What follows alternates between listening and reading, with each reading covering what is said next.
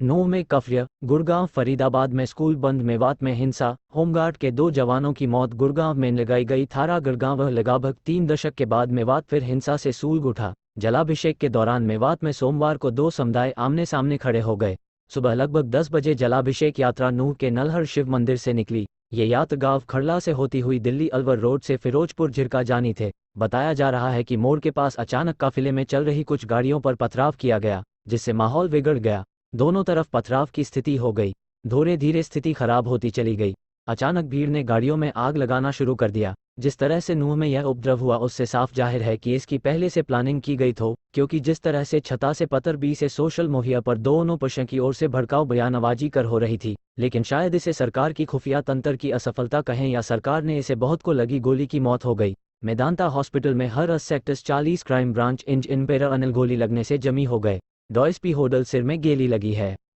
Inspector Anil सज्जन दलाल कुल 10 गंभीर घायल पुलिसकर्मियों को गुड़गांव के मेदांत हॉस्पिटल में एडमिट कराया गया है। नूंह में हालात संभालने गई गुड़गांव पुलिस के काफिले पर उपद्रवियों की भीड़ ने हमला कर दिया। नूंह बस स्टैंड से लथू सचिवालय परिसर के बीच काफिले को घेर गया। इसमें खेत की दौल थाना व IMD मानेसर थाना SHO की सरकारी गाड़ी शामिल थी।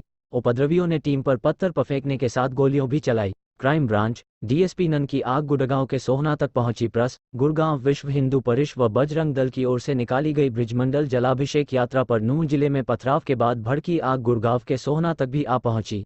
सोहना के अंबेडकर चौक पर भी उपद्रवियों की भीड़ ने पथराव कर कई वाहनों को क्षतिग्रस्त कर दिया। सूचना के बाद भारी पुलिस बल मौके पर पहुंचा और हालात काबू किए। सोहना में करीब 1000 पुलिसकर्मियों को अंबेडकर चौक व आसपास तैनात किया गया है। वहीं विशेष समुदाय के लोगों की ओर से जलाभिषेक यात्रा पर पथराव के बाद हिंदू संगठन के कुछ लोग सोमवार शाम को दिल्ली जयपुर हाईवे के राजीव चौक पर जाम लगाने के लिए पहुंचे। लेकिन लोग जैसे ही यहां पहुंचे तो पहले से राजीव चौक पर एहतियात के तौर पर मौजूद पुलिस टीम ने इन्हें जाम नहीं लगने दिया।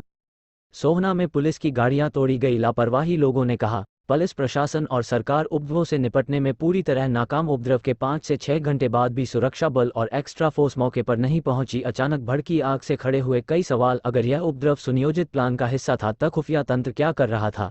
राजनीतिक पार्टियों के आका शांति बहाल करने के प्रयासों में कहीं भी दिखाई नहीं दिए। उपद्रवियों ने लगभग 5 घंटे तक शहर में उपद्रव रखा, लेकिन प्रशासन कहीं भी नजर नहीं आया कि इंटरनेट सेवा भी बंद। उपद्रवी शहर में ही डटे रहे और थोड़ी लिए थार 144 लागू करते हुए आदेशों की अनुपालना। विशेष संवाददाता गुड़गांव। नूंह में सांप्रदायिक तनाव के मद्देनजर गुड़गांव के जिलाधीश निषाद कुमार यादव ने जिले में कानून के बेहतर अनुपालन कराए जाने एवं शांति व्यवस्था बनाए रखने के लिए धारा 144 लागू की है।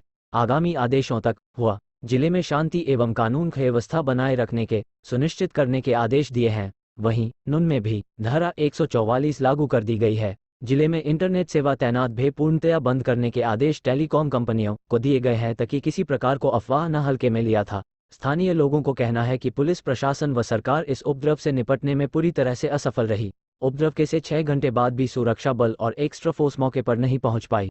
यहां तक कि देर में इधर उधर से वारदात की खबरें आती रहीं। देर शाम तक बाहर से आए एक समुदाय के लोग शहर में फंसे रहे। पूरे शहर में डर का माहौल रहा। सरकार की तरफ से शाम बजे के बाद इंटरनेट पर रोक लगाई गई। इस जलाभिषेक यात्रा की कुछ माह पहले ही परमिशन ली गई थी, तो प्रशासन अलर्ट क्यों नहीं? प्रशासन का दावा है कि यात्रा की सुरक्षा के लिए 5 DSP, एक एडिशनल SP, 16 इंस्पेक्टर, 800 पुलिसकर्मी और 20 राइडर के साथ ड्यूटी पर थे। लेकिन जब उपद्रव की शुरुआत हुई मौके पर मौजूद चेंद पुलिसकर्मी भाग खड़े हुए। ऐसे इतना इडा उपद्रव हुआ लेकिन सभी ईजो सके।